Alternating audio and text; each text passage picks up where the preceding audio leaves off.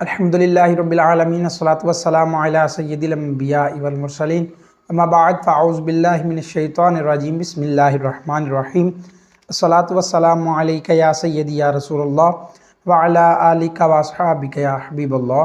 ناظرین، آج کی اس گفتگو کا موضوع حضرت سیدنا عبداللہ شاہ غازی رحمۃ اللہ تعالیٰ علیہ آپ کی سیرت ہے۔ 20 ذوالحجۃ الحرام آپ رحمۃ اللہ تعالیٰ علیہ کا عرس مبارک ہے۔ اس نسبت کی وجہ سے آج ہم ان کی کچھ سیرت پر، کچھ ان کے واقعات پر گفتگو کریں گے۔ آپ رحمۃ اللہ تعالیٰ علیہ 98 ہجری میں مدینہ منورہ میں پیدا ہوئے۔ آپ رحمۃ اللہ تعالیٰ علیہ کی کنیت ابو محمد ہے اور آپ کا مشہور لقب غازی ہے۔ اس کے علاوہ ایک اور لقب آپ رحمۃ اللہ تعالیٰ علیہ کے حوالہ سے سیرت کی کتابوں میں ملتا ہے۔ آپ رحمۃ اللہ علیہ کا ایک لقب الاشتر بھی ہے۔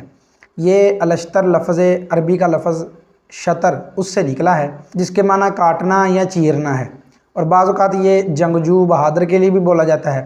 چونکہ آپ رحمۃ اللہ تعالیٰ علیہ ایک غازی تھے، اللہ تبارک و تعالیٰ کے دین کی سربلندی کے لیے آپ نے جنگیں بھی لڑی ہیں، اس وجہ سے آپ رحمۃ اللہ تعالیٰ علیہ کو الاشتر بھی کہا جاتا تھا۔ آپ رحمۃ اللہ تعالیٰ علیہ حسنی حسینی سید ہیں۔ آپ رحمۃ اللہ تعالیٰ علیہ کا سلسلہ نسب 5ویں پشت میں جا کے حضرت مولا علی کرم اللہ تعالیٰ وجہہ الکریم سے ملتا ہے، اور آپ رحمۃ اللہ تعالیٰ علیہ سندھ میں داخل ہونے والے پہلے سادات سید بزرگ ہیں۔ آپ رحمۃ اللہ تعالیٰ علیہ نے وہاں کم و پیش 12 سال تک اسلام کی تبلیغ کی اور وہاں کے سینکڑوں لوگوں کو اسلام کی ایمان کی دولت سے مشرف کیا۔ اس کے علاوہ اگر آپ رحمۃ اللہ تعالیٰ علیہ کی تعلیم و تربیت کی بات کریں تو آپ رحمۃ اللہ تعالیٰ علیہ کے علمی مقام کی تو کیا ہی بات ہے۔ اگر آپ رحمۃ اللہ تعالیٰ علیہ کی تربیت کی بات کریں تو آپ رحمۃ اللہ تعالیٰ علیہ کی تربیت آپ کے والد محترم کے زیر سایہ مدینہ منورہ میں ہوئی۔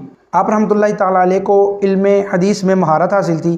آپ علم حدیث میں عبور رکھتے تھے، یہاں تک کہ کئی محدثین نے آپ کو محدث بھی لکھا ہے، یعنی بعض کے نزدیک آپ رحمۃ اللہ تعالیٰ علیہ ایک محدث بھی تھے جو احادیثوں کو جمع کیا کرتے تھے۔ آپ رحمۃ اللہ تعالیٰ علیہ کی شخصیت ایک علمی شخصیت تھی اور آپ میں تو علم کے جوہر موجود تھے۔ اس کے علاوہ آپ رحمۃ اللہ تعالیٰ علیہ نہایت عابد، زاہد، متقی، پرہیزگار، دین کا درد رکھنے والے تھے، اور آپ بلند ہمت، لوگوں کو انتہائی شفقت کے ساتھ پکارنا، لوگوں سے انتہائی شفقت اور مہربانی کرنے والے بزرگ تھے۔ آپ غالباً 760 عیسوی میں کم و بیش 400 افراد کے قافلے کے ساتھ سندھ میں داخل ہوئے۔ چونکہ آپ رحمۃ اللہ تعالیٰ علیہ کو غازی بھی کہا جاتا ہے، جو کہ آپ کا ایک مشہور و معروف لقب ہے۔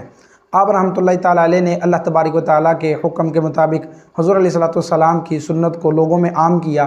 اللہ تبارک و تعالیٰ کے دین کی سربلندی کے لیے آپ رحمۃ اللہ تعالیٰ علیہ نے بہت ساری جنگیں بھی لڑی ہیں۔ اگر آپ رحمۃ اللہ تعالیٰ علیہ کی کرامت کے بارے میں بات کریں تو آپ رحمۃ اللہ تعالیٰ علیہ کی ایک بڑی ہی مشہور کرامت ہے، جو کہ آپ کے مزار پر انوار کے بالکل قریب موجود ہے۔